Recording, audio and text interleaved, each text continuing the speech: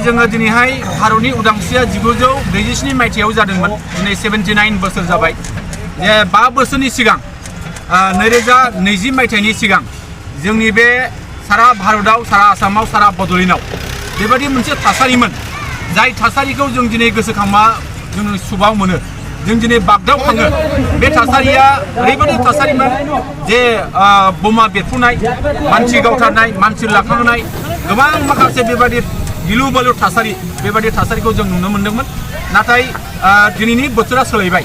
थांनाय 2020 मायथाइयाव जोंहा एबसु, एनडिएफबि नि मोनब्रै हान्जा आरो इउबिपि बिथांमोना जयै मोनसे भारत सरकार, आसाम सरकार आरो बे सोमावसारग्रा आफादजों जा मोनसे बिटिआर गोजोन गोरोबथा जानायनि उनाव दिनै बेबायदि थासारिखौ जोङो नुनो मोनाखै।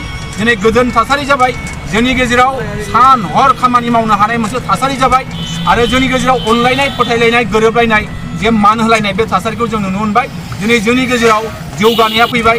जोंनि गेजेराव गुबुन गुबुन हारि माहारिनि गेजेराव फोथायलायनाय सानस्रिया दिनै नुजाबोबाय। दा बेनिखायनो जोङो दिनैहाय जोबोद गोजोननाय मोन्दों। आं बे समावहाय जोंनि भारतनि गाहाय मन्त्रि नरेन्द्र मदिखौ आं साबायखर जासिगोन। जोंनि भारतनि नखर मन्त्रि जोंहा अमित शाह बिथांनो आं साबायखर जासिगोन। आसामनि गिबि मन्त्रि डक्टर हिमन्त बिश्व शर्मा बिथांनो आं साबायखर जासिगोन आरो जोंनि बिटिआरनि गाहाय खुंगिरि मानगोदिया प्रमद बर' बिथांनो साबायखर जासिगोन।